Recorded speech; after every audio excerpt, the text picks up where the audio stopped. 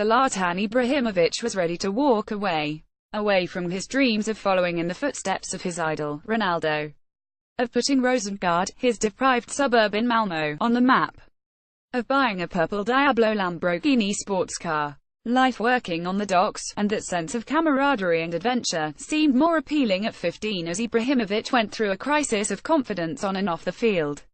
His mind appeared made up until the fateful intervention of Malmo youth coach Johnny Dillonsho at a training session in 1996. It took a 90-minute conversation on the sideline to convince the fragile teenager that he could achieve his dream and make it as a professional footballer. It would prove one of the most important moments of Ibrahimovic's life, but Dillonsho insists he just saw it as part of my job. He was not so keen to play football anymore, the 64-year-old told Men's Sport. As an amateur psychologist, I talked to him. I think he really liked to score some goals and he couldn't do it, and this was a problem for him.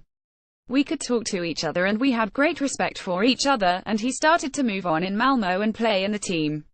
And so we're glad that we have a little bit of an influence in his career. Dillonsho's assistant, Ola Gulstad, took that training session while Ibrahimovic pondered his future. The teenager had made a name for himself at the club's academy for his hunger and spent up to 8 hours a day honing his technique by playing street football on his estate in Rosengard. And while there were others who stood out, such as the mercurial Tony Flieger, Ibrahimovic's desire set to him apart, as Gulstad remembers. He would come home and play street football with his friends, he told Men's Sport. The game would be on the Saturday and then he would be playing football on the Sunday in Rosengard. He played football every day. You can take a man out of Rosengard, but you can't take Rosengard out of a man. I think it's the story of why he was so technical and successful in his career. In the days before his Volvo XC90, Ibrahimovic used to make the 5 kilometers journey to Malmo's training ground on his bike. Only it was not his bicycle.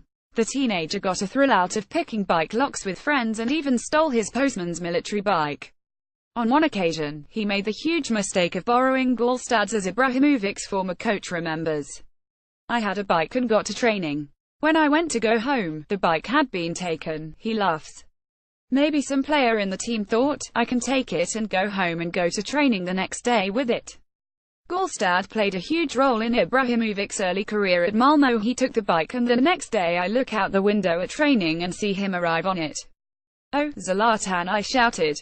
I'm so sorry, he said. Ibrahimovic would go on to fire Malmo back to the Swedish First Division before spells at Ajax and Juventus, where he followed in Ronaldo's footsteps in playing in Serie A. The Turin Giants built a new Zlatan, physically, in Gulstad's eyes, and he traces that fascination with Italy back to a tour of the San Siro as a teenager.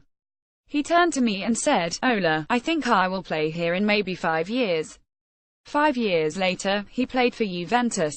He had a dream and worked very hard for it. Manchester United star Zlatan Ibrahimovic sent warning about early comeback. The rest was history, but Ibrahimovic never forgot what his former coaches did for him, according to Dillonsho. Me and Ola have contact with Zlatan today and we have been around Europe wherever he went in his career. It's great to be a friend to him, he added.